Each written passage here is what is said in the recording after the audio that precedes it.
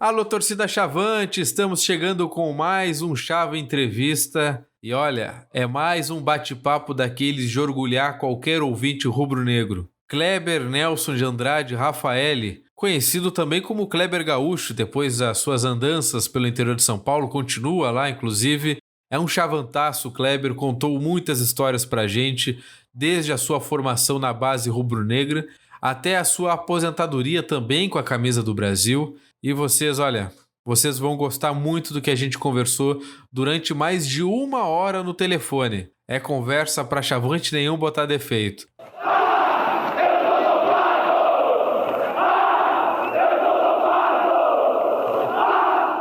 Obrigado por aceitar a entrevista, Kleber. É uma honra para nós falar contigo.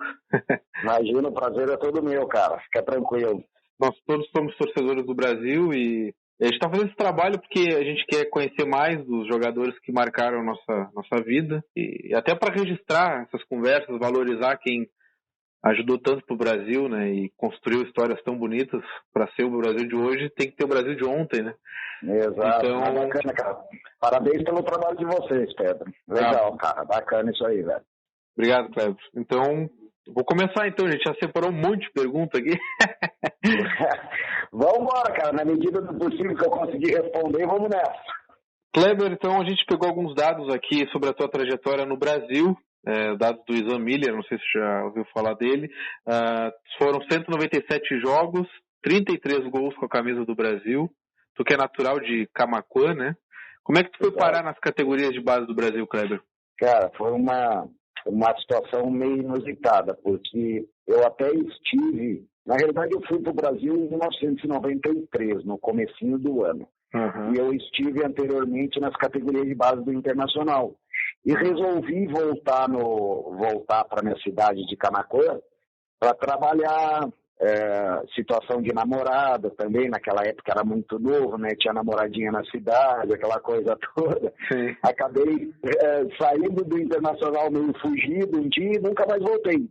Eu estava no juvenil do Internacional e acabei trabalhando lá em Camaquã, jogando campeonatos amadores e afins.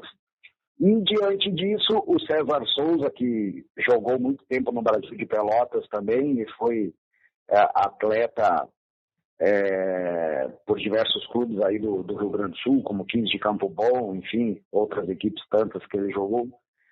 O César também era de Camaquã e havia falado para o seu Dedé, que era treinador dos juniores na época, sobre mim, né? Sobre um atleta que tinha em Camaquã e que tinha possibilidade de virar um bom jogador. E diante disso, eu também naquela época eu jogava o amador regional. Naquela época, se eu não me engano, eu nem jogava pelo Guarani de Camaquã, que disputava o regional. Eu jogava pelo Cristal, pelo time do Cristal. E eu lembro que o falecido Chico Brandi teve um jogo contra... Eu acho que aí em Pelotas, se eu não me falha a memória, o nome do time era Liberal. Eu acho que tinha um Liberal. Era algum time aí de Pelotas que a gente foi jogar contra e nós acabamos vencendo o jogo naquela época por diferença, acho que de 4 gols, foi 4-1, e eu acabei fazendo 2 gols, fui bem no jogo pra caramba. E o Chico Brandi tinha solicitado ao árbitro daquela partida, que era amigo dele, que avaliasse a minha performance. Eu lembro disso até hoje.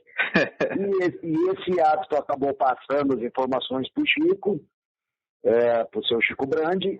O César também, o César Souza, tinha avalizado muito a minha situação em relação ao treinador dos juniores da época, que era o seu Dedé.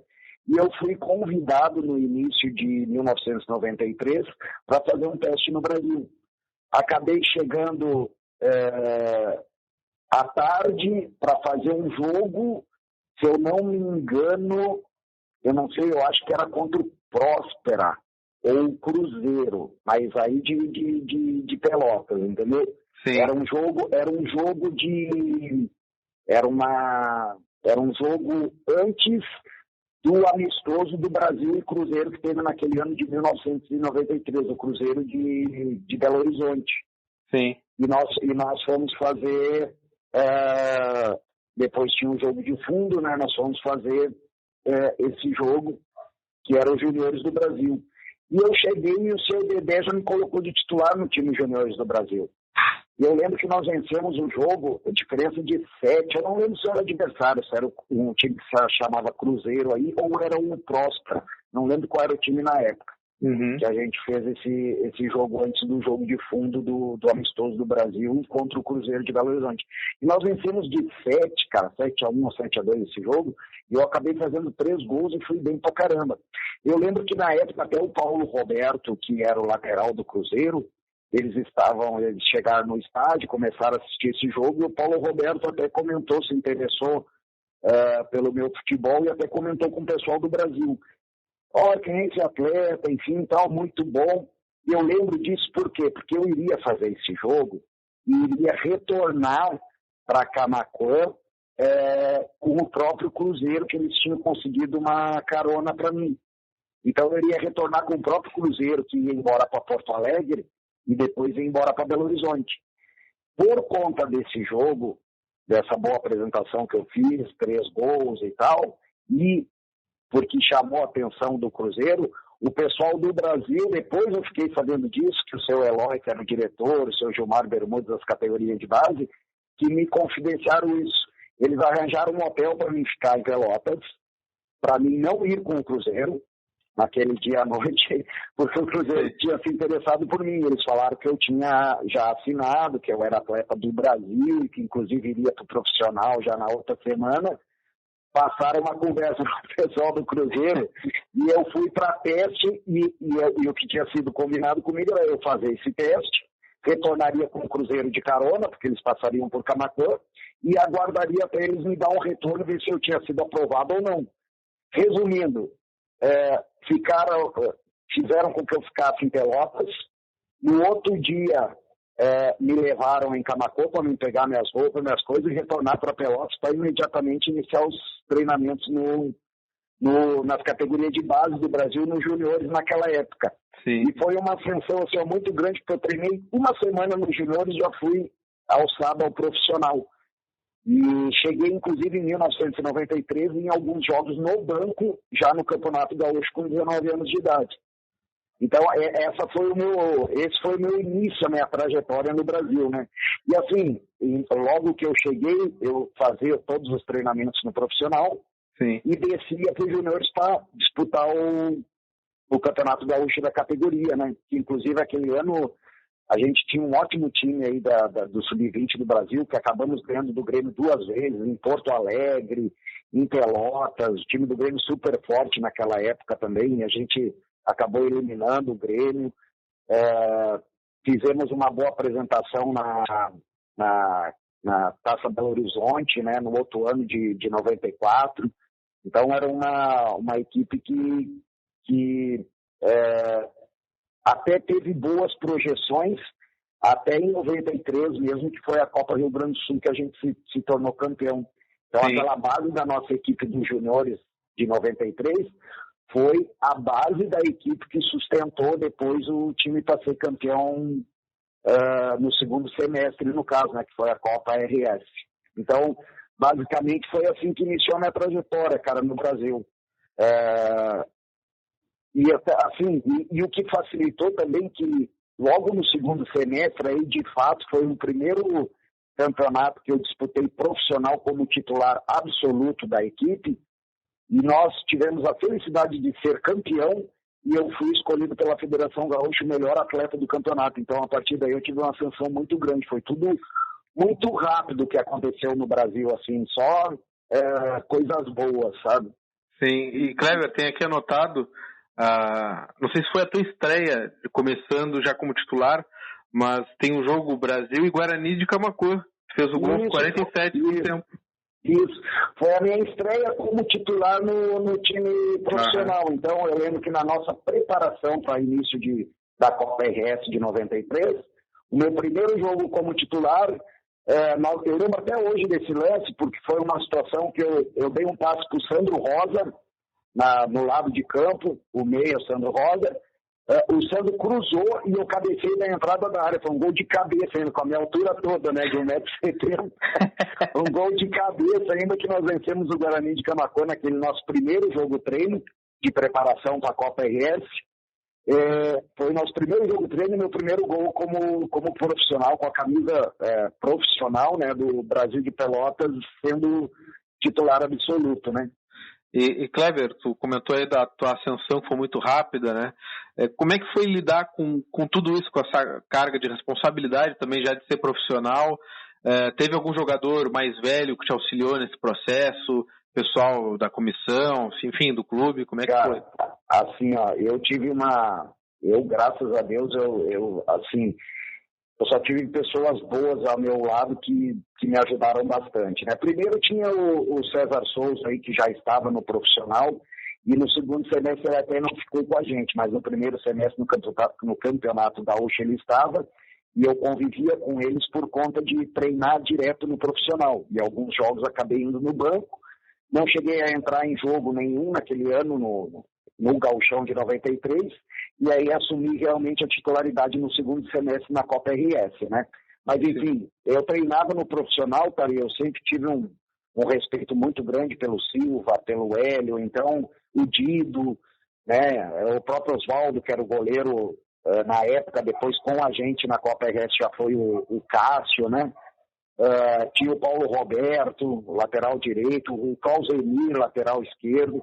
Então tinha bastante atletas que eu via jogar, porque eu acabei ficando torcedor do Brasil desde a época de 1985, né, cara? Sim. Então eu já não torcia mais nem para Grêmio, nem para Inter, nem no Sul, eu era realmente chavante. E eu conheci esses atletas logo que eu fui para o Brasil e fui premiado com essa situação de ser aprovado, cara. Para mim era extraordinária a situação de estar treinando. Imagina depois, logo acontecendo isso tudo, ser titular absoluto, vestir a camisa número 10 na época e tomar conta do meio, que na época eu era um quarto homem muitas vezes pela esquerda, né? Naquele tempo se usava um quarto homem pela esquerda. E assim, eu tive a felicidade de ter boas pessoas, lideranças positivas que eu falo, né? Que é o caso do Silva, do Hélio, do Oswaldo. E aí no segundo semestre, isso de atletas e da parte diretiva do clube, cara, eu sempre fui muito bem orientado e muito bem assessorado, principalmente pelo seu Eloy Machado, chegou a ser presidente até do clube, e o seu Gilmar Bermudes, cara, que eram duas pessoas que tomavam conta das categorias de base do Brasil na época. Então eles me deram muito apoio em todos os sentidos.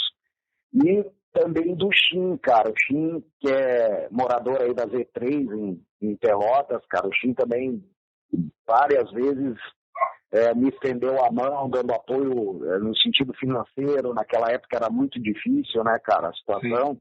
Então eu tive, assim, bastante aporte em relação à parte diretiva do pessoal do departamento amador do clube. E do lado dos atletas, esses atletas que eu confidenciei num primeiro momento. Logicamente que depois na Copa RS de 93, cara, aí nós tínhamos ali o próprio Cássio, que eu falei, o Marquinhos, lateral, o Alad, o zagueiro que chegou, né? O Jabá, que veio, acho que se eu não me engano, do São Paulo de Rio Grande, o Sacias, o falecido Sacias. Então, chegou o Fábio de Los Santos, chegou o Ailton, o Ana, enfim, aquele nosso grupo de 1993, cara, me encaixou de uma maneira que todos ali conseguiam fazer com que a gente se sentisse super importante. Então, tanto é que nós até não iniciamos muito bem a competição em 1993, estávamos assim entre altos e baixos. Sim. E eu lembro que até hoje teve um jogo contra o Internacional de Porto Alegre, cara, inclusive eu fiz até um gol que nós vencemos aí no Bento Freitas de 2-0, e a partir dali foi um divisor de água para a gente dentro da Copa RS, porque naquela época, em 93, a Copa RS, se não me falha a memória, foi assim mesmo. A gente jogava, se desse empate, o jogo ia para pênalti. E aí, nos pênaltis, a equipe que ganhasse ganhava mais um ponto. Sim. E nós tivemos vários jogos que nós acabamos empatando, e eu não lembro de um que a gente tenha perdido depois dos pênaltis, entendeu? Então, até por conta dessa situação de disputa em relação à competição, se criou uma amizade muito grande, a gente se fortaleceu muito nesse sentido. E aí eu lembro que logo após, da metade em diante da competição, foi muito interessante porque acabou chegando o Silva, que o Silva não estava no primeiro momento, o zagueiro, ele acabou retornando. Chegou o Juarez, que era um outro zagueiro, chegou o Badico, mais do meio para o final também, que foi super importante nessa nossa conquista, né? Nós já tínhamos o Nazarildo, que eu acabei esquecendo de falar aqui, né? O Nazarildo, que é uma figura super importante, que descontraiu o vestiário pra caramba. Então, assim, realmente a gente criou uma sintonia muito grande, um elo muito grande entre os atletas. E os próprios atletas da categoria de base que subiram juntamente comigo para ser uma sustentação da equipe do Brasil daquela época para jogar a Copa RS. Eu posso destacar alguns atletas que tiveram uma influência boa ali, que foi o caso do Rogério Camacuã, o zagueiro, o Marcelo, lateral esquerdo, o próprio Sandro Rosa, que jogou em muitos jogos, o Leandro Guerreiro, o atacante de beirada, né? Então a gente criou um clima muito bom, não houve divisão porque alguns eram mais novos e tinham vindo da base, muito pelo contrário, a gente foi muito bem acolhido por todos, né? E essa união eu acredito que foi importantíssima para que a gente conseguisse chegar naquele título ali, que aí para mim foi realmente a situação de deslanchar, né? Que meu primeiro ano como profissional no clube, ser campeão daquela competição e ser escolhido o melhor atleta da competição, realmente abriu as portas no cenário do Rio Grande do Sul, para que outras equipes me olhassem, principalmente até a dupla Grenal, como houve a situação antes de eu ser vendido em 1995 para a TAN, que geria o 15 de Piracicaba. Eu tinha uma situação já encaminhada também para o Grêmio, né? Porém, o pessoal da TAN, na época, o aporte financeiro foi maior, e aí o Brasil, os seus diretores naquela época optaram, logicamente, por uma venda de uma situação melhor, né? Claro. E eu acabei não indo para o Grêmio e vim parar aqui no interior de São Paulo.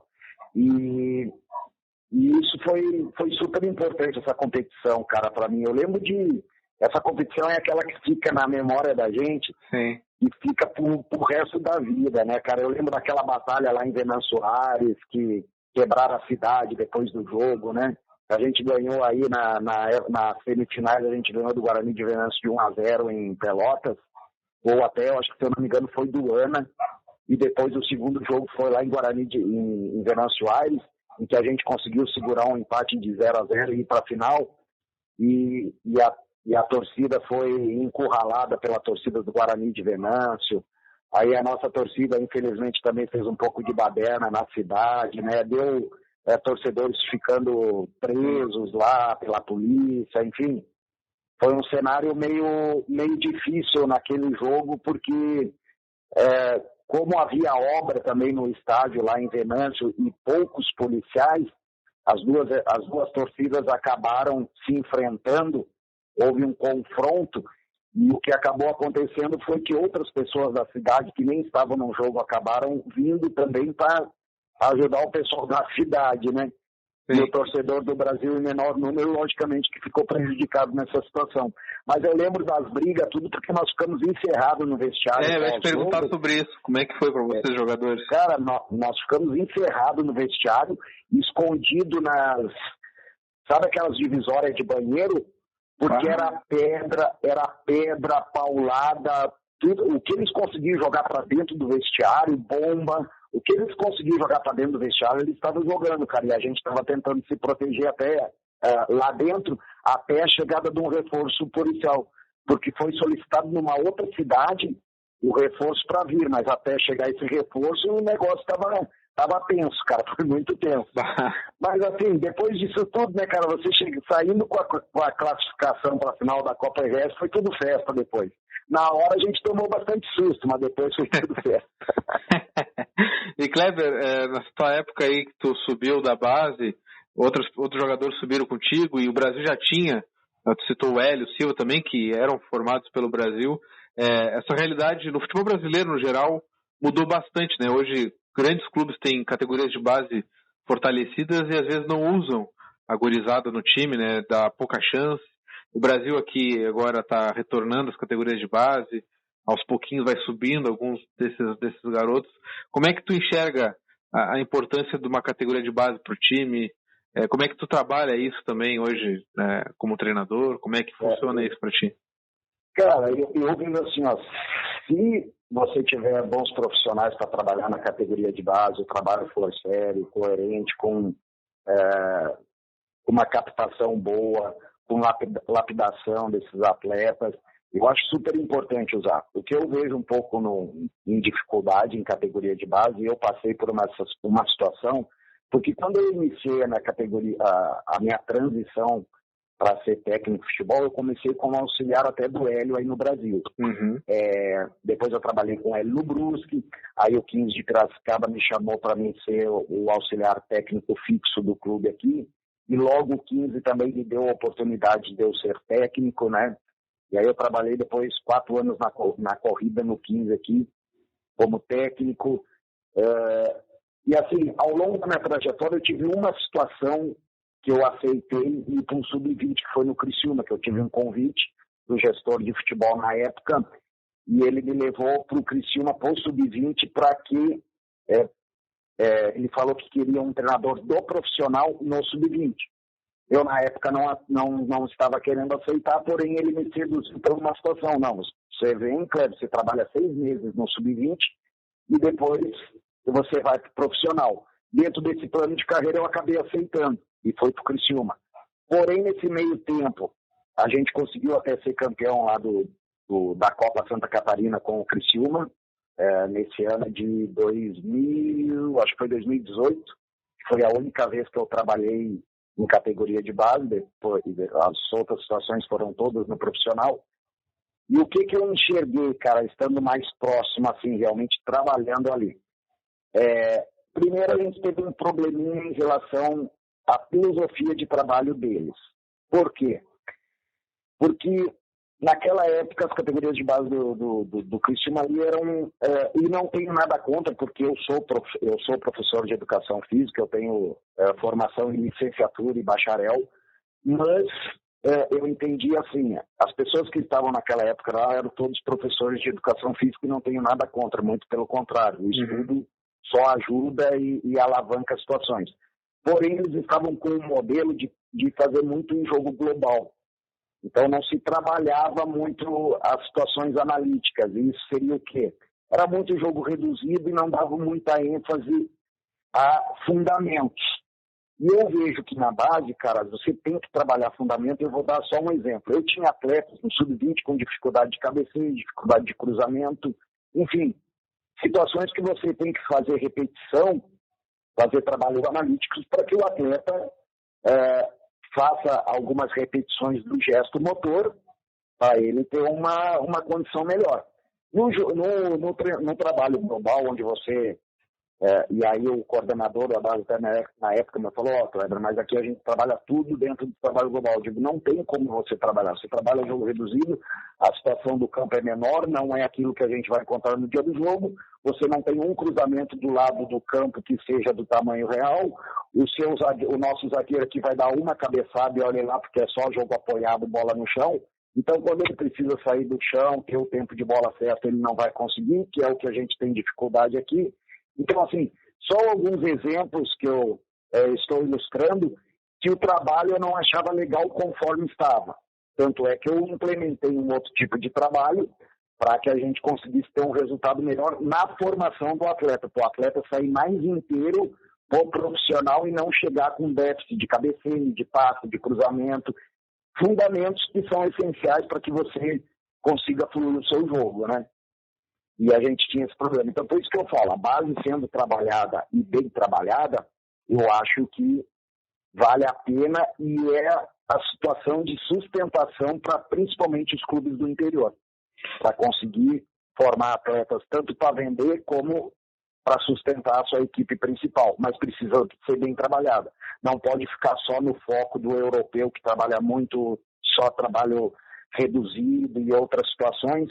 É que o pessoal enxerga muito essa situação lá, só que essa situação lá na Europa já são com os jogadores formados, os jogadores prontos, que eles já têm o fundamento apropriado. Sim. E aqui, infelizmente, no Brasil, alguns clubes que eu vejo na categoria de base, eles querem trabalhar isso. Eu via lá no sub-11 e sub-12, o pessoal não trabalhando fundamento, o pessoal muito preocupado na parte tática.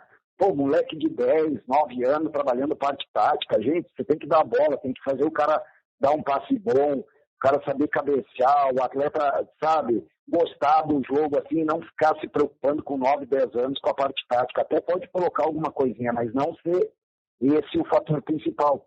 E isso eu vi que tinha dificuldades em algumas categorias de base que a gente passava. Mas a minha relação assim com categoria de base, eu sempre gostei muito. Aqui no 15, meu primeiro ano como técnico do profissional foi 2013, na Copa Paulista. Eu chamei naquele ano 9 atletas do sub-20 do 15, eu alavanquei para o profissional. Depois, 2014, eu chamei 11.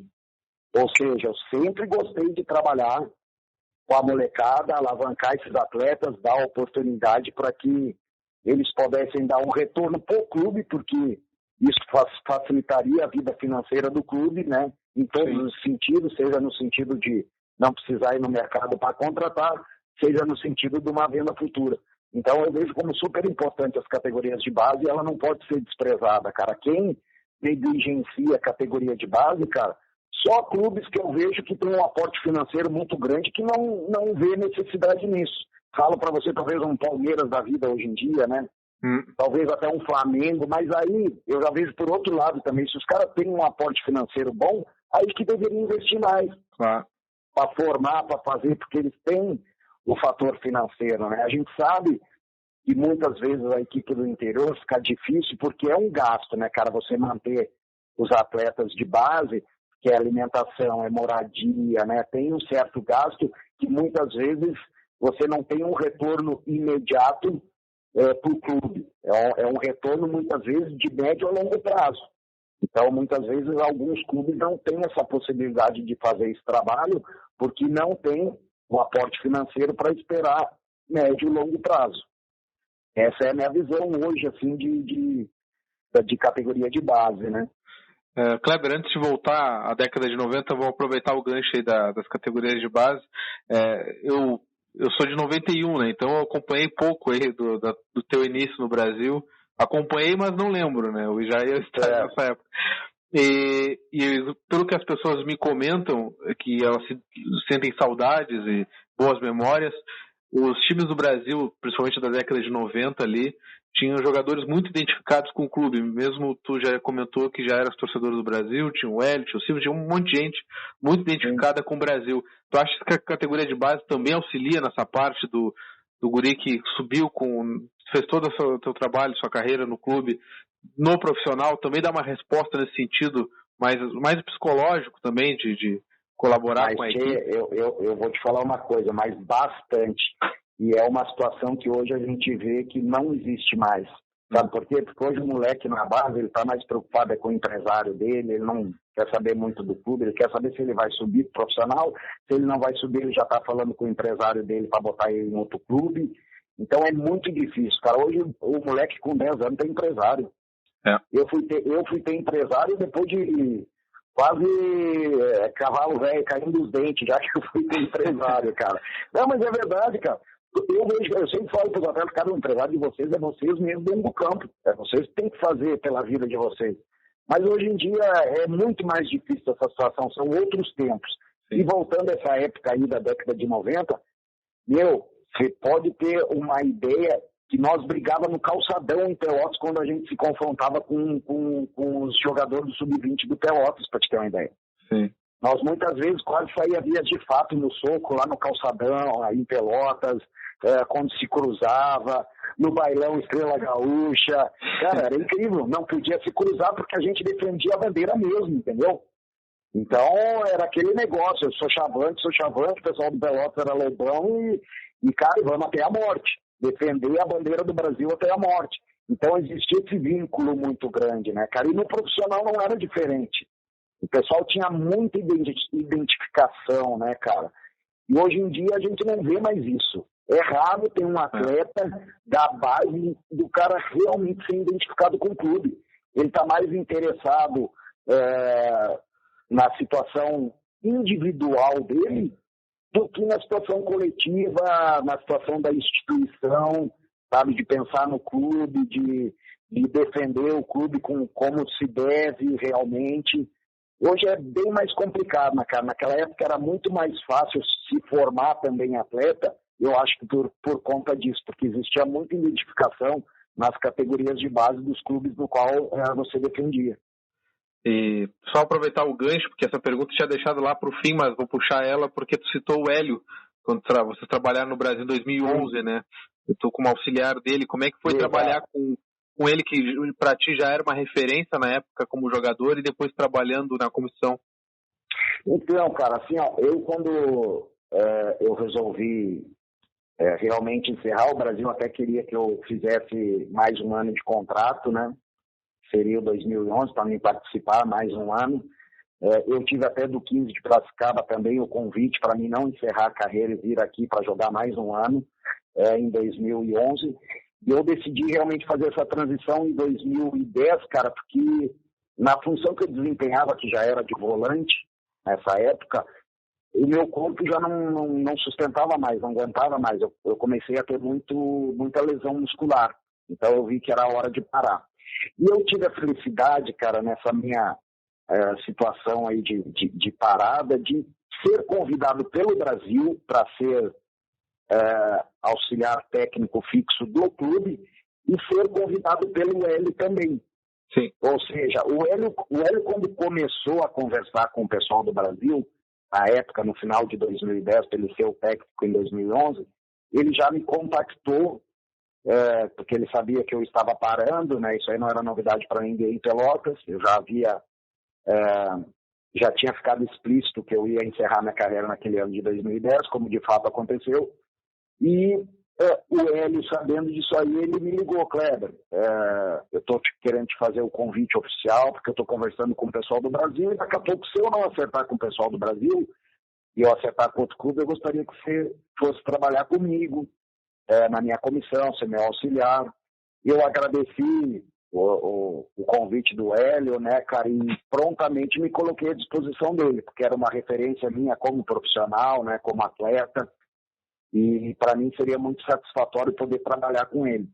E logo após o Hélio me ligar, na outra semana, o Brasil também estava naquela situação de transição, o Brasil acabou me fazendo o convite para ser o auxiliar técnico fixo do clube. Porém, eu declinei porque agradeci também e falei que já tinha aceitado o convite do Hélio. Por conta disso, eles me falaram que também estavam falando com o Hélio, que o Hélio era um dos nomes para ser o treinador do Brasil 2011, como de fato aconteceu. Aí acabou o Hélio sendo realmente o treinador escolhido. E aí eu tive a felicidade dupla, né, cara, de poder iniciar na comissão técnica, poder iniciar com o Hélio, né, trabalhando com o Hélio, e no Brasil, cara, que é o meu clube de coração. Então, para mim foi sensacional, cara. E assim, ó, foi de grande valia.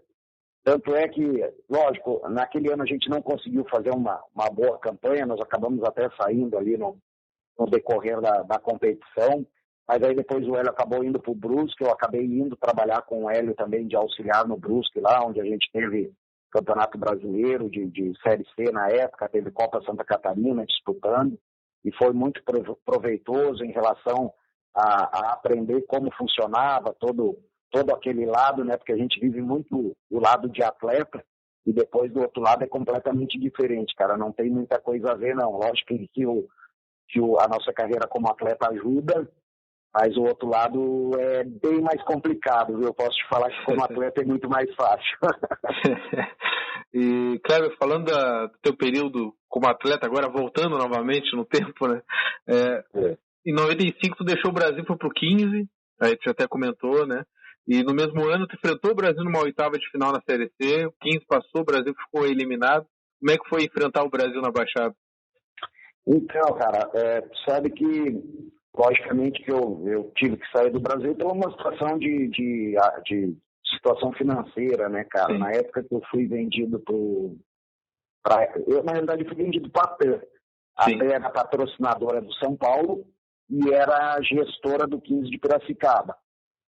E eu lembro que na época os diretores me falavam: Kleber, essa situação tem que dar certo porque você é nosso desafogo para a gente conseguir pagar as contas do ano, né? Ou seja, conseguir pagar todos os atletas, os funcionários.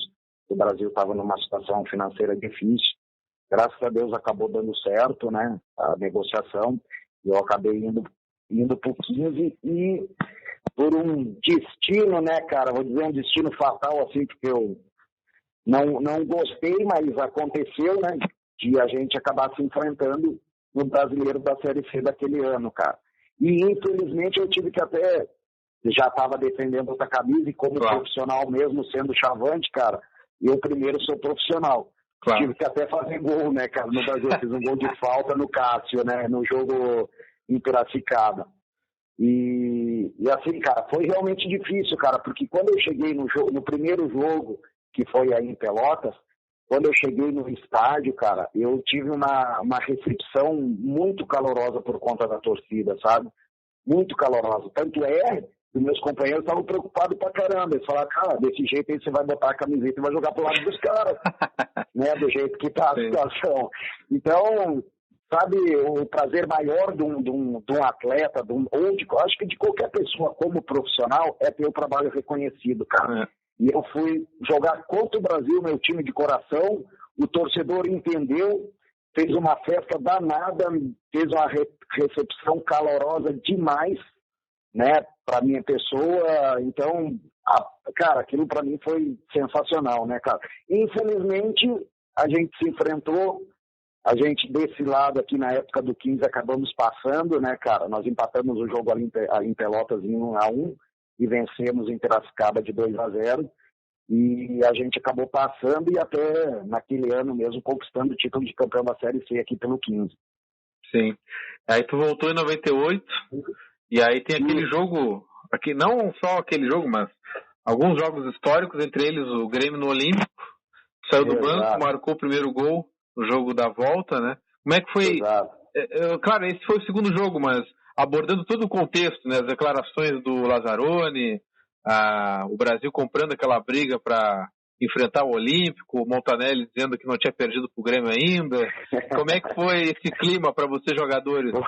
O velho Montanelli, né, cara? Então, cara, eu tava disputando o Campeonato Paulista aqui pela Matonense, né? O Matonense, na época, estava na primeira divisão do Campeonato Paulista. E o seu Montanelli, a gente tem amizade até hoje e tal, e ele me ligava direto, claro, preciso que você venha aqui. Naquela época, o Campeonato Paulista terminava muito antes do Gaúcho, né?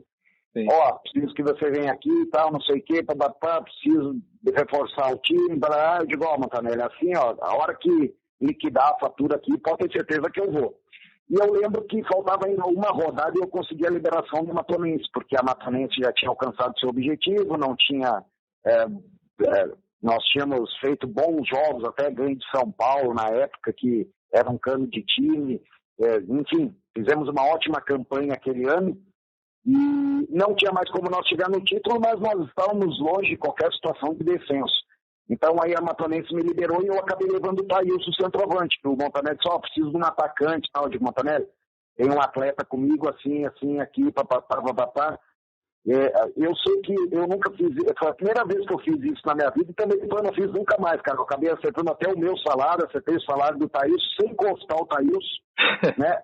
Eu digo, eu só falei, Thailson, acertei lá, nós vamos embora pro Brasil, nós vamos semana que vem, só vamos fazer o último jogo, o penúltimo jogo pela Matonense aqui e vamos embora pra Pelotas.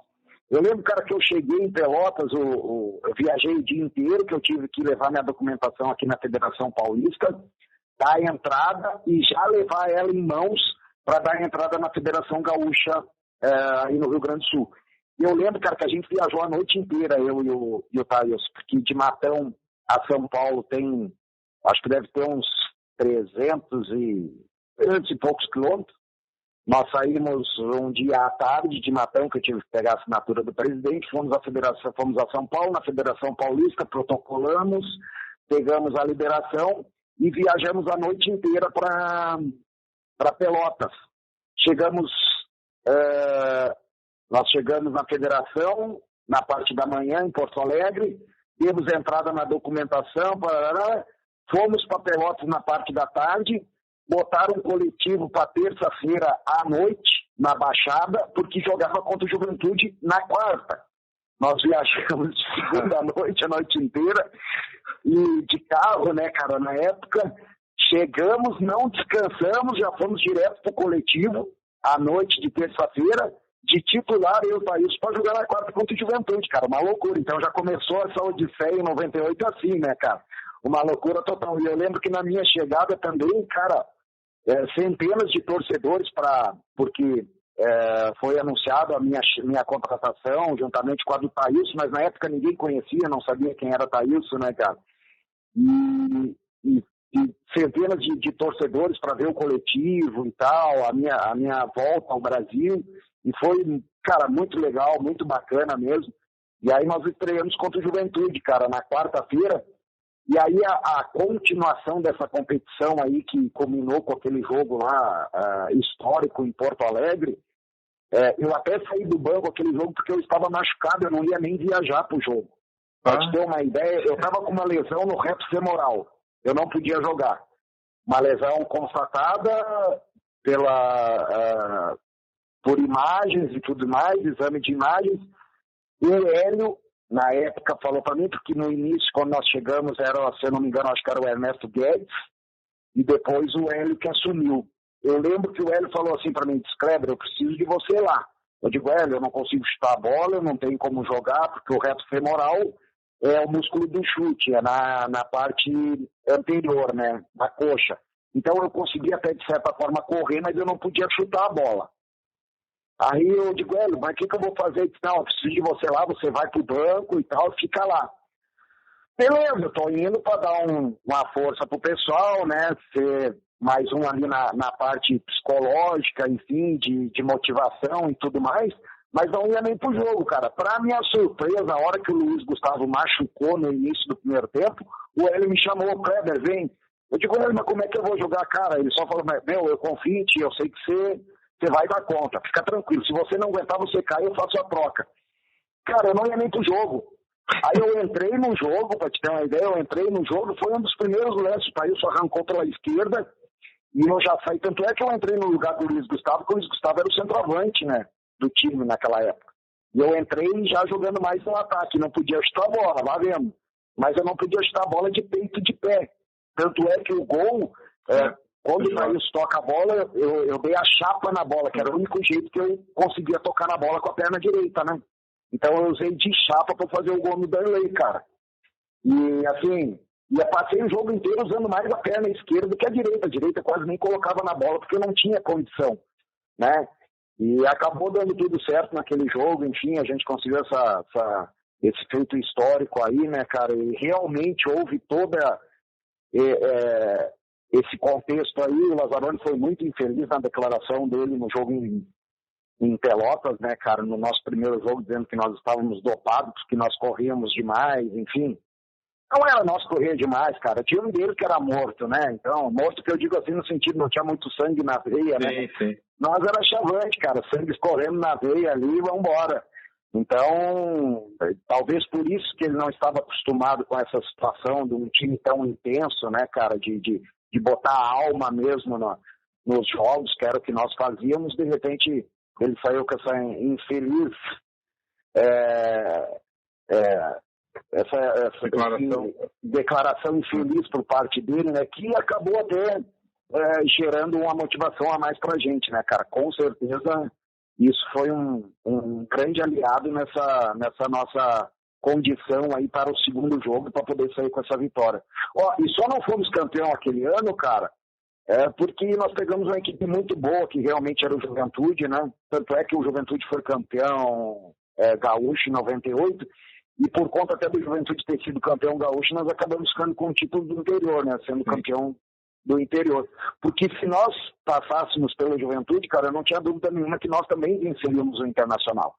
É que nós realmente pegamos o Juventude, o Juventude estava muito certinho, com uma equipe muito qualificada, né? Com Sandro Sotile, com Flávio, com Rodrigo Grau, enfim, a equipe deles na época lá era uma equipe muito boa também, né, cara?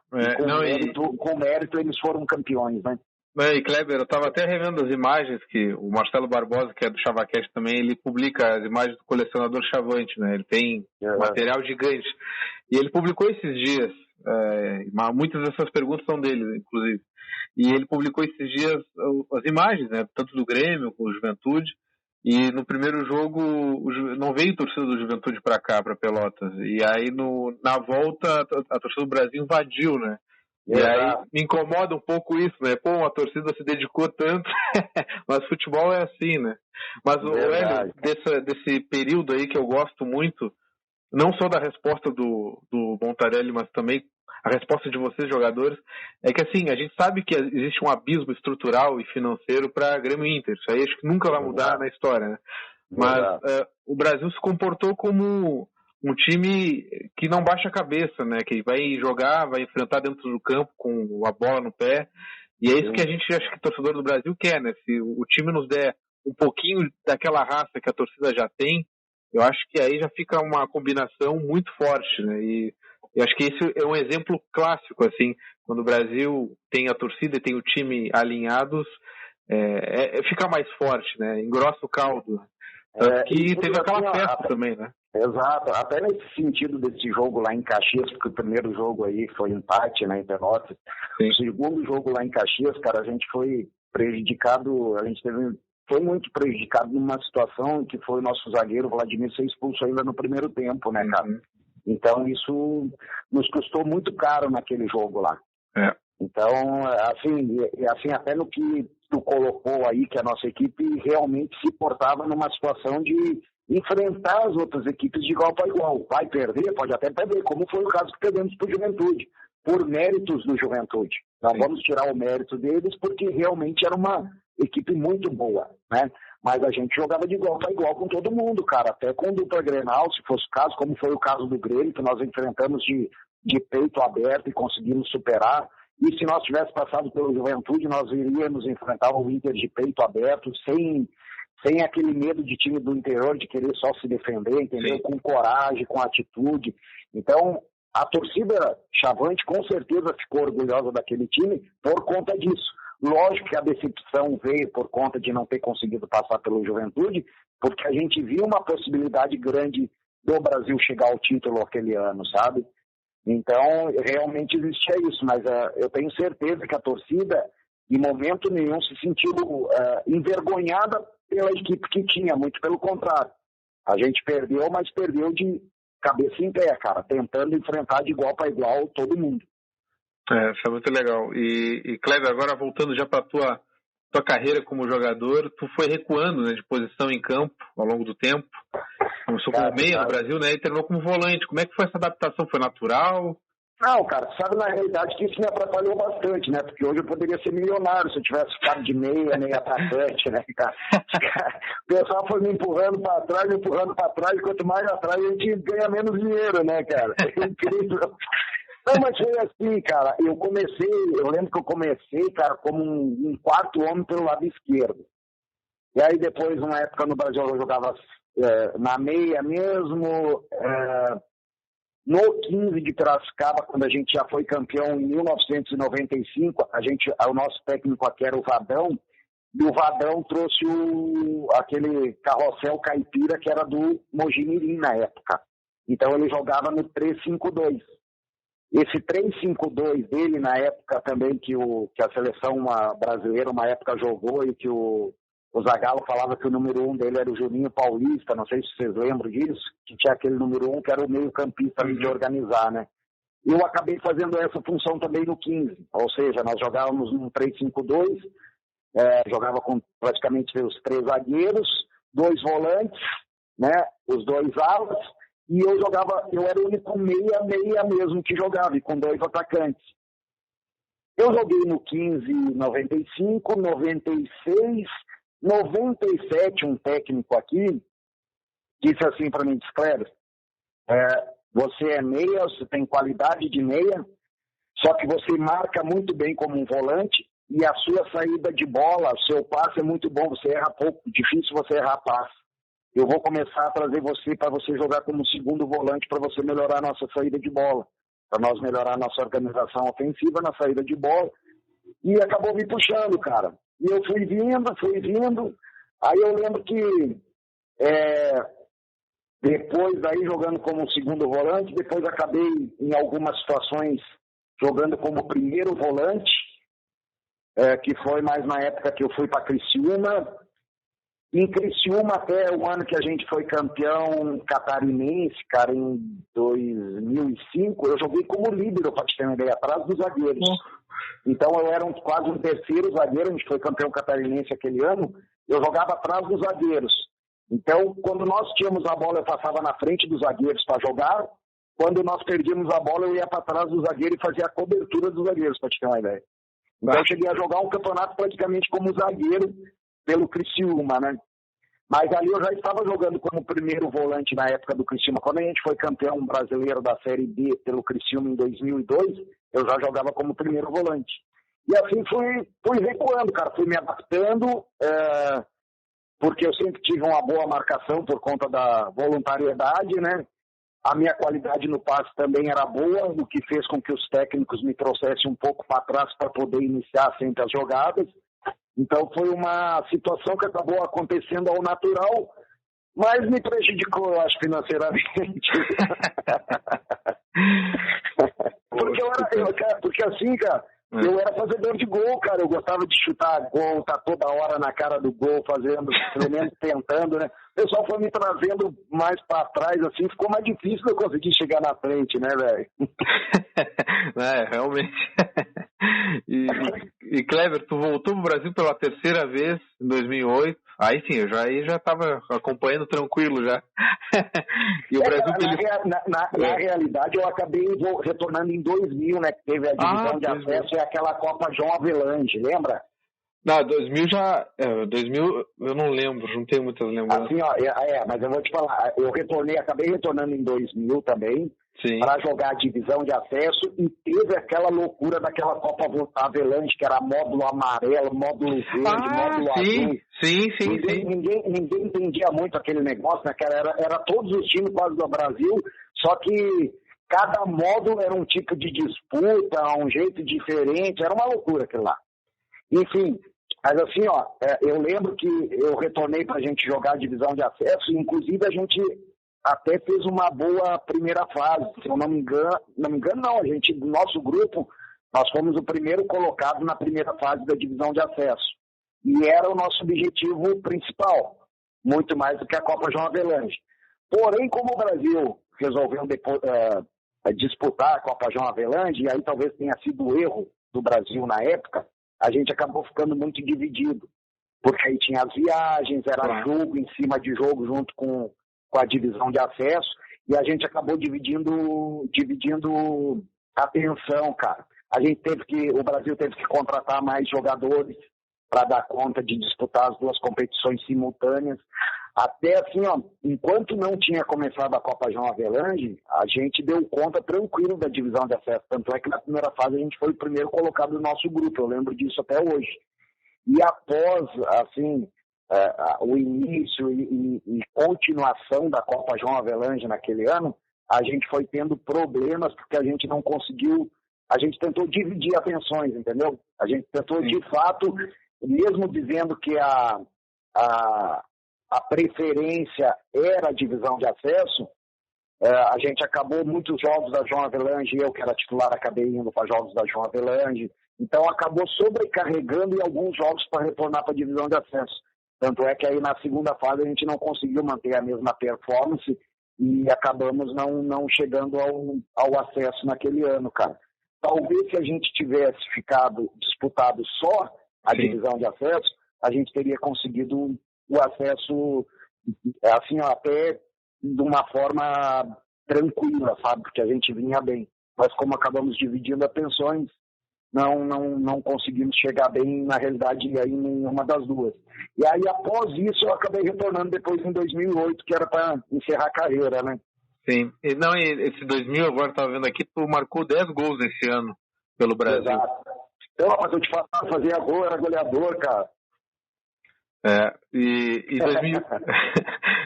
e Kleber, em 2008... Porque assim, ó, quando eu voltei esse ano ainda, em 2000 eu ainda era meia. Ainda meia, sim. Ainda era meia, exato. Pô, se tivesse continuado aí. Pois é, por isso que eu falo, cara. Perdi a... E assim, ó, sabe que eu tive uma projeção boa na minha carreira, foi mais pro final, cara, que eu consegui ir para clubes que disputavam competições maiores na época e tal, né? Inclusive, situação do Criciúma de 4 brasileiros, Goiás, 3 brasileiros, Libertadores da América, Sul-Americana. Então, eu já cheguei nessa fase aí de competições nacionais do nível top e de competições internacionais. Eu cheguei já sendo volante, cara, por isso que eu acho que me prejudicou. Bom, voltando a 2008, então, Kleber, o Brasil beliscou o acesso à Série B ali, 2008, 2009, o Brasil fez boas campanhas, o Brasil sempre buscando o acesso à Série B, e teve aquele jogo contra o Marcílio Dias, no jogo, um dilúvio na Baixada, eu tava lá, de capinha de chuva. O Alex Martins comemorou em cima do placar, meteu aquele golaço no meio campo. Eu quero te perguntar, tu viu o goleiro adiantado ou tu quis lançar a bola para o ataque?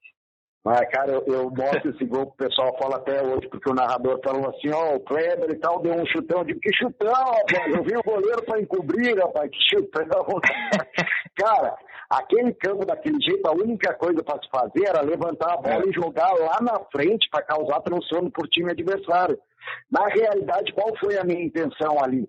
Jogar a bola mais próximo do gol deles, porque eu sabia que o Milá estava lá próximo, sempre. Eu tinha combinado com o Milá, eu digo, Milá, o falecido nosso eterno ídolo aí, o Milá, né? Eu digo, Milá, cara, eu vou pegar a bola não rola, eu vou pegar a bola, vou levantar e vou jogar no teu rumo lá pro lado do gol. Só que assim, ó, não fica aberto.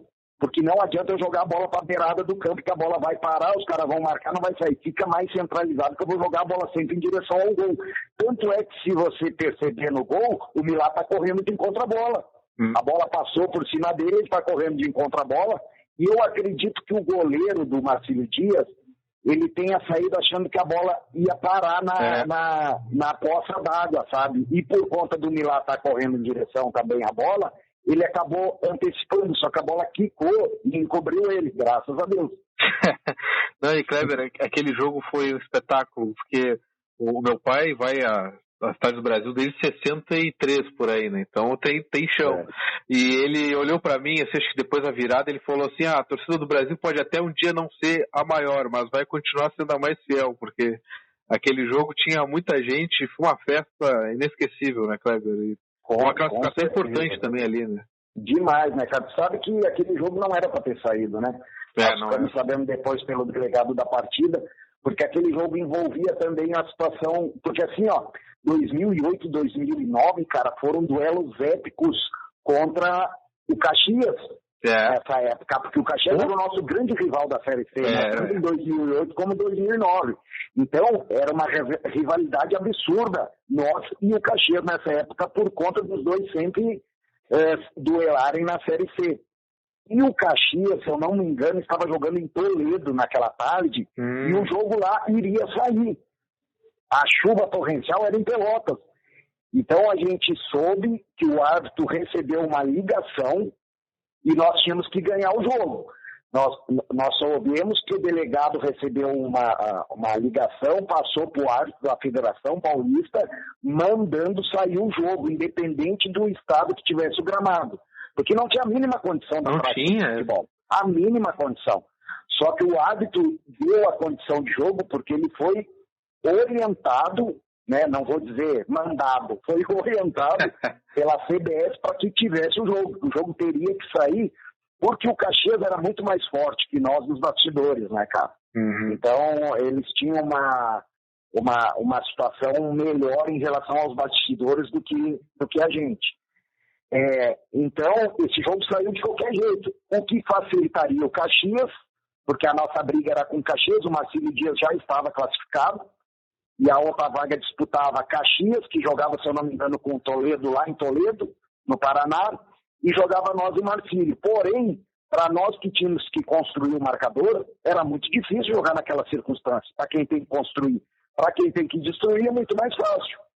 Sim. E nós ainda, por incrível que pareça, naquele jogo saímos perdendo ainda de 1-0, né, cara? E aí foi aquela loucura total, conseguimos a virada, né? O Alex Martins subiu no Índio, Enfim, foi aquela loucura toda que foi sensacional, cara. E aí nós arrebentamos com o Caxias, né, cara? Falando no Caxias, Kleber, eu acho que eu fui num jogo contra o Toledo em Caxias, não foi? Tu não fez os 2 gols nesse jogo? Fiz os 2 gols, nós tivemos que jogar lá em Caxias. Agora tu comentou, eu lembrei disso. Eu não exatamente, fiz os 2 gols lá contra o Toledo nesse jogo lá em Caxias, cara. E aí 2002, assim, cara, 2008 foi difícil, né, cara, porque nós tínhamos também um grupo bom, cara, e nós chegamos numa situação boa, assim, eu acho que teve, se eu não me engano, foi um octogonal em 2008, cara. Isso. E aí nós acabamos ficando, eu acho que em sexto, cara, e assim, foi por 1 ponto que a gente não subiu, cara. E aí o pessoal fala muito do jogo lá em Rio Branco, do Acre e tal, nessa época. E eu tenho uma outra sensação, cara. Eu, assim, o que eu vejo que a gente talvez tenha perdido a nossa possibilidade de acesso aquele ano foi no jogo contra o Guarani de São Paulo aqui, aí no Bento Freitas, cara. Que nós estávamos ganhando o jogo estava controlado da nossa equipe e um jogador, infelizmente, cara, teve uma infelicidade de jogar uma bola para dentro ali na entrada da área, acabou errando um passe, nem vou falar o nome do atleta, e a equipe do Guarani acabou empatando o jogo com a gente ali. Eu lembro desse jogo, ele comemorava com flechado também, o que fez o gol do Guarani, não foi? Não lembro o nome. Exato. Ele fez flechado também, E o Milagre tinha feito o gol, né, do Brasil, acho, no pé da trave. Foi. Mas assim, era um jogo que estava completamente controlado, que nós faríamos provavelmente os 3 pontos, né, cara? E assim, nos daria a condição de ter acesso numa situação tranquila, porque nós ficamos em sexto, eu acho, com o mesmo número de pontos do quinto, e o quarto que acabou subindo, se eu não me engano, ficou 1 ponto a mais que nós. Acho que nós tínhamos 17 e eles 18, que entrou em quarto. Alguma coisa desse tipo, assim, eu não estou bem lembrado agora, mas aí se fala muito, nós fomos pro último jogo lá contra o Rio Branco do Acre, os caras não tinham mais chance nenhuma, mas assim, muitas vezes os caras que não têm chance joga mais solto, joga mais fluido, joga numa condição mais fácil, sabe? Sim. E aí tiveram outras situações no jogo lá que a gente acabou errando bastante, mas eu vejo uma situação crucial, foi esse nosso jogo aí na Baixada contra o Guarani, cara, de Campinas aqui, que estava um jogo completamente controlado pra gente, e a gente teve um erro de um atleta nosso que foi tentar dar um passe por dentro numa situação perigosa e acabou dando passe no pé do adversário, e os caras empataram o jogo e saíram daí com 1 ponto, e nos tiraram a possibilidade de ter 2 pontos a mais, o que nos colocaria na Série B do ano de 2009, cara. E esse jogo do Acre, Kleber, até aqui a pergunta, assim, porque esse jogo poucos assistiram, né, porque não tinha TV, foi radinho. Sim. Como é que foi no jogo no geral, assim, na tua avaliação, como é que foi essa partida, o que o Brasil mais errou, não pessoalizando, não colocando culpa em A ou B, mas como coletivo, o que tu acha que não deu certo nessa partida? Eu acho que tiveram muitos atletas abaixo do normal, que também prejudicou o nosso coletivo de maneira grandiosa, sabe? Sim. E assim, e nós tivemos atletas jogando muito abaixo daquilo que vinha jogado em todos os setores do campo, cara. Então não era exclusividade de 1, 2. Assim, na minha análise, nós tivemos 4 a 5 atletas que foram abaixo daquilo, renderam abaixo daquilo que vinham rendendo naturalmente, sabe? Então isso nos prejudicou muito, cara, naquele jogo lá. Muito. E, Kleber, é um assunto que a gente não vai falar, a gente não deseja falar do acidente em si, porque não é algo que nos agrada, e um assunto acho que já debatemos bastante, mas eu tenho 2 perguntas em relação a isso, que é consequência, né? A primeira é como é que é jogar futebol tão pouco tempo depois, e o Brasil teve um calendário, na minha opinião, muito injusto, ali naquele gauchão, tendo que jogar, não me lembro se 8 partidas em 15 dias, algo nesse sentido. Sim. E como é que foi jogar futebol, entrar em campo de novo, e se tu esperavas ver o Brasil se reerguer da forma como fez, 10 anos depois aí, Sim. O Brasil conseguir esses acessos nacionais, está hoje numa Série B de brasileiro? Cara, na realidade, assim, vamos direto ao contexto lá após o acidente e tal, para a estreia da competição, né, cara? Claro. Eu lembro que, na época, o presidente Helder, a gente conversava muito, né, e depois do ocorrido, eu lembro que ele me ligou e disse, Kleber, cara, tem essa situação, porque na época era um monte de gente falando tudo que é coisa, né? Sim. E ele falou, cara, tu como líder do time e tal, se acha que a gente deve jogar e tal, papapá. Eu digo, presidente, deixa eu lhe falar uma coisa. Como que o clube vai fazer para pagar os funcionários? Como que o clube vai fazer para sobreviver se ele não jogar a competição? O clube vai ter renda? Vai ter algum aporte financeiro? Aí ele falou para mim, não, Kleber, nós não temos garantia de nada. Eu digo, então, presidente, o Brasil vai ter que disputar a competição, não tem muito o que fazer. Basta, logicamente, tentar situações melhores para o clube, sabe? Ter margem de jogos, porque nós estávamos a uma semana de começar a competição, né, cara? Então, foi uma catástrofe que dizimou a nossa equipe, né, cara? Eu lembro quando... E aí o que aconteceu? Aí ele pediu, não, então vamos marcar uma reunião com os atletas que estão mais em condição. Aí eu lembro que a gente marcou a reunião, até infelizmente nesse dia também da reunião, o próprio Jorge Muti acabou se acidentando de novo de carro, retornando, né, cara? Uma situação bem louca, né? Sim. E foi isso colocado para os atletas, cara, ó, a situação é essa, nós vamos jogar, não vamos jogar, o presidente botou as cartas em cima da mesa, e nós chegamos no veredito, cara, que nós tínhamos que jogar. Uma que nós tínhamos que jogar muito mais pela situação do clube do que nós propriamente na situação pessoal. Porque para a grande maioria dos atletas ali, era muito mais fácil, os atletas que estavam em condição de competir, era muito mais fácil até falar em não jogar e ir para uma outra equipe, jogar o gauchão para uma outra equipe. Uma grande parte ali teria essa condição fácil de entregar numa outra equipe e disputar a competição do gauchão naquele ano. O que talvez não tenha sido feito de forma, vamos dizer assim, um pouco mais,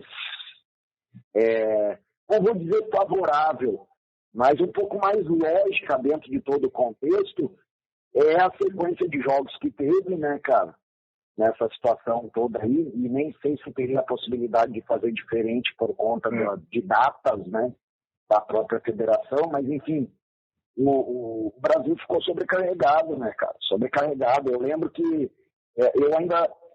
eu tinha uma condição boa para jogar, mas o jogo antes da estreia, que foi contra o próprio Santa Cruz de novo, eu estava machucado. Eu machuquei aquela semana do jogo, eu nem consegui jogar o jogo da estreia, né, cara?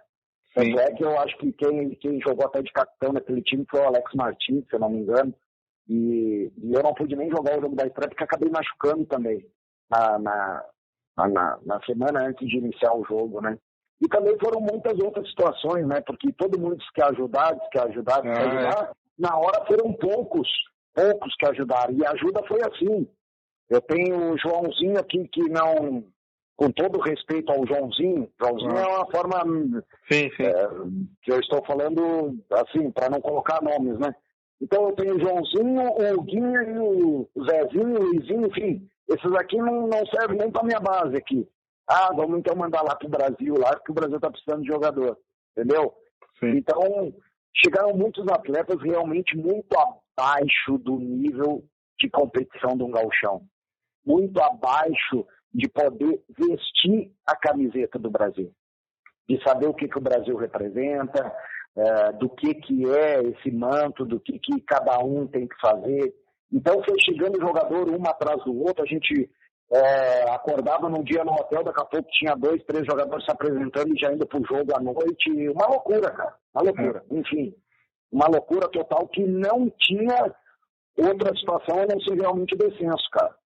Sim. E aí, cara, depois disso tudo, que nem tu perguntou aí como foi ver a ascensão do Brasil, para mim foi, cara, gratificante, prazeroso. Eu lembro que naquele jogo contra o Fortaleza, lá tava eu, a minha esposa, minha filha, tudo com a camiseta do Brasil aqui no interior de São Paulo, torcendo que nem um louco lá, sofrendo com o Fortaleza, fazendo aquela pressão e nós no suador. E quando terminou o jogo, que conseguiu o acesso, foi uma gritaria aqui na minha casa, cara, muito bacana, cara. E assim, e daí pra frente, graças a Deus, cara, né, com o comando do Rogério aí, que foi super importante para essa ascensão aí, juntamente com os atletas e diretoria, cara, foi foi só situações boas, porque o Brasil alavancou de uma maneira aí que conseguiu chegar no patamar que está hoje, cara, e o importante é pelo menos se manter nessa Série B mais alguns anos para conseguir se estruturar melhor, como o Brasil vem fazendo, né? Então é super importante, o Brasil vai brigar lá para subir, cara, o Brasil não precisa brigar nesse momento para subir, o Brasil precisa se manter, ter sempre essa renda, ter o aporte financeiro, buscar investimento que você numa Série B é muito mais fácil de conseguir, então se manter para estruturar o clube e pensar em situação de subir depois para uma Série A, depois que estiver com um clube estruturadinho, com uma condição boa que você possa subir e conseguir se manter. E Kleber, só um adendo, assim, eu estava no último jogo contra o Novo Hamburgo na Baixada e apesar de tudo aquele início de ano horrível, né, foi um orgulho muito grande ver o Brasil vencer aquela partida, né, porque, como tu disse, teve esse calendário que não dá para saber se seria como ter sido feito diferente, mas o sentimento que eu tenho até hoje, assim, de terem deixado o Brasil numa situação, como tu disse, que tinha que pagar o pessoal e não tinha outro jeito senão jogar, né? E o meu sentimento de justiça vem disso, de ter colocado... O Brasil está numa situação que não tem para onde correr, né? Esse é o meu sentimento, mas eu estava lá no último jogo e naquele ano mesmo, 2009, né? Quase subiu para a Série B, pegou apenas o campeão, que foi o América. O América Mineiro, exato. Nós demos um azar danado de cruzar com o América. E assim, e até recordando esse ano de 2009 aí, que nós também fizemos, se degradamos, né, cara, com Caxias esse ano aí também, e assim, só que 2009, se não me falha a memória, a competição foi diferente, né? Foram 4 grupos de 5. Em 2008 eram 60 e poucos times, eram 64, se não me engano. Tal, alguma coisa assim. Em 2009, cara, eu lembro que foi bem mais sucinto a Série C. Foi, se eu não me engano, com 20 clubes apenas. Isso. E eram 4 grupos de 5. Então classificava 2 somente, né? 3 ficavam fora. E eu lembro que o nosso grupo tinha Criciúma, Marcílio Dias, era nós, Caxias, eu não lembro qual era o outro. Metropolitano, não era? Metropolitano, exatamente. Então era bem forte, cara, e acabou passando 9 Caxias, né, cara? E assim, até eu acho que, se eu não me engano, com pontuação igual, e o Caxias ficou pelo saldo de gol, que tinha 1 gol a mais do que a gente. Acabou o Caxias passando em primeiro, nós em segundo. Mas assim, foram duelos muito bons também nessa época aí. E aí nós tivemos a infelicidade de pegar a melhor equipe da competição, né, cara, que foi o América. E aí no primeiro jogo nosso, né, nas quartas de finais contra o América em Pelotas aí, caiu água pra caramba, não sei se vocês lembram disso. Lembro, uma chuva danada, não dava pra jogar. Infelizmente, eu estava fora nesse jogo por suspensão de cartão, então eu não pude jogar esse primeiro jogo aí na Baixada. E nós tivemos a possibilidade até de vencer o jogo, porque o jogo terminou 0-0, nós tivemos um pênalti que o nosso zagueiro acabou errando, infelizmente. Então aí nós fomos, não sei se tu lembra disso, nós fomos jogar em Belo Horizonte, com um placar que empatamos em Pelotas, nós tivemos um pênalti no segundo tempo, que nós infelizmente desperdiçamos, e aí lá não teve jeito, porque a equipe deles realmente, tanto é que foi campeão com méritos, né? Sim. Era uma equipe muito ajustadinha, muito certinha aquele ano, o América Mineiro. E se tivesse vencido o jogo em Pelotas, tu acha que a gente teria tido mais chance lá em Belo Horizonte? Eu acho que o jogo seria diferente lá. Eu acho que seria diferente. Nós tivemos uma situação lá que nós tomamos o gol muito cedo também, né? E mesmo assim, se nós tivéssemos, e aí nós tivemos que sair um pouco mais pro jogo. Se nós tivéssemos vencido aí em Pelotas de 1-0, mesmo nós tendo tomado aquele gol lá, nós poderíamos continuar com a postura mais tranquila dentro do jogo, tá? Em vez de abrir um pouco mais e dar possibilidade pro América Mineiro conseguir jogar mais em cima da gente numa situação de transição ofensiva. O que acabou acontecendo porque a gente espaçou um pouco, porque tinha que sair para o jogo, e acabou dando espaço para a equipe do América, que era uma equipe que jogava muito em velocidade, né? E isso facilitou o jogo deles. Porque se a gente ganha um jogo em Pelotas e joga lá e acaba no jogo, mesmo tomando o gol cedo ali no primeiro tempo, a gente poderia continuar com a postura de defender bem e nós continuar explorando a velocidade em cima do América, e aí inverteu a situação. Como nós tivemos que sair para o jogo, o América explorou essa situação em cima da gente. Kleber, se encaminhando para o final da nossa conversa, que foi maravilhosa. Obrigado por ter nos atendido, ter contado coisas tão legais, assim, coisas que acho que poucos torcedores até sabem, ouviram. E já aproveitando, já que tu é treinador hoje do Velo Clube de São Paulo, na Série A3, está em terceiro lugar, né? A gente estava conversando antes. Pede o apoio da torcida Chavante aí para torcer também pelo Velo esse ano. Cara, na realidade, assim, ó, o pessoal primeiro, eu que agradeço, né? Para mim foi uma delícia poder relembrar todas essas situações, né, cara? Eu como Chavante e ter tido o privilégio de iniciar minha carreira profissional no Brasil e encerrar no Brasil, que era o que eu queria, e iniciar minha transição também no Brasil, né, cara, na comissão técnica. Agora, só o que falta do Brasil para mim é ser o treinador e eu vou ser. Pode escrever isso aí. Com certeza. Já falei esse ano até falei com o presidente, com o Ricardinho, que me ligou até para saber a respeito de uns atletas aqui do interior de São Paulo. E até já confidenciando para vocês, eu digo, só falta isso. Agora, para mim, fechar meu ciclo de ouro no Brasil é um dia eu ser treinador do Brasil. E o presidente falou, Kleber, a hora vai chegar, pode ficar tranquilo em relação a isso. Então eu vou esperar, mas a minha hora vai chegar, pode ter certeza. E assim, para mim uma delícia, cara, um prazer. E sempre, quando eu puder, eu faço questão de contar essas histórias, até mesmo porque as pessoas mais novas e que são torcedores e que gostam do clube, muitos não conhecem algumas notícias, alguns fatos, alguns até conhecem pela boca de alguns, e contado, sabe que as situações contadas, cada um tem a sua maneira e o seu jeito de ver e de contar, né? Então isso que é o bacana, né? De repente é a mesma história, mas contada por uma outra visão. Então, isso que eu acho bacana, cara.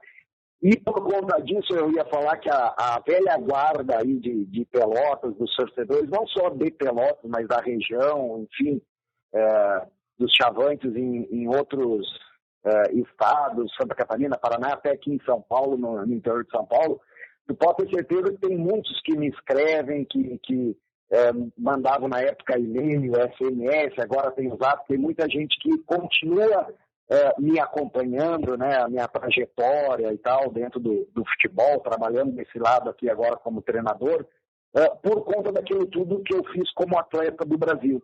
Então é muito bacana você ter o reconhecimento e ter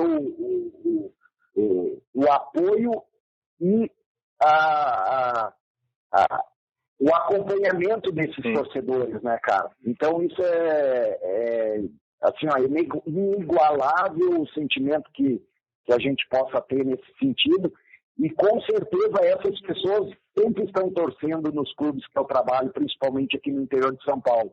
E aproveito também para pedir o apoio, a torcida aí, sempre que puder, né, dar uma acompanhada aí hoje no Velo Clube, que é o clube que eu estou trabalhando como técnico aqui.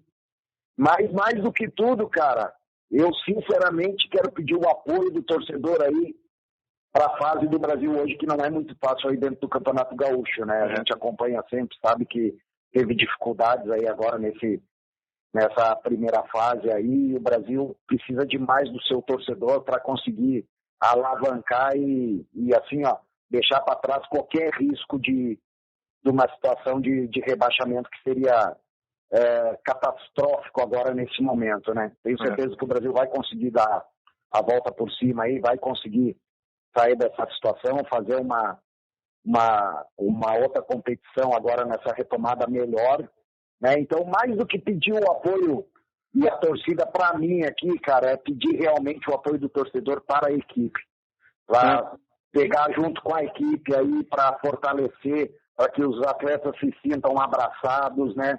Para que eles possam desempenhar melhor as suas funções dentro de campo aí, consiga fazer o Brasil aí ter uma vida diferente aí nessa retomada do gauchão. O que tu disse é o que qualquer torcedor chavante diria mesmo. Brincadeira. Bom, mas é isso, cara, é o que eu sinto. Obrigado, viu, Kleber, pela entrevista e por ter sido um dos nossos em campo aí.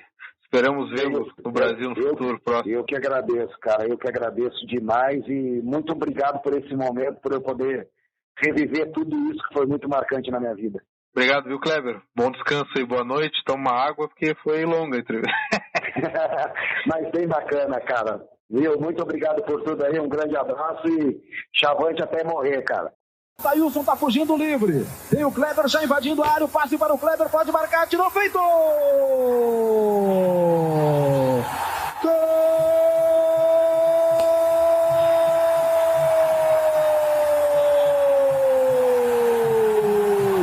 Do Brasil! 43 do primeiro tempo de partida. Contra-ataque rápido. O passe para o Kleber que ficou na cara do Danley, mandou a bola para a rede. Para o Brasil, vai a loucura. O torcedor chavante do Estádio Olímpico em Porto Alegre. Essa torcida maravilhosa que é a torcida do Brasil é o combustível para nós chegarmos às semifinais do Gauchão.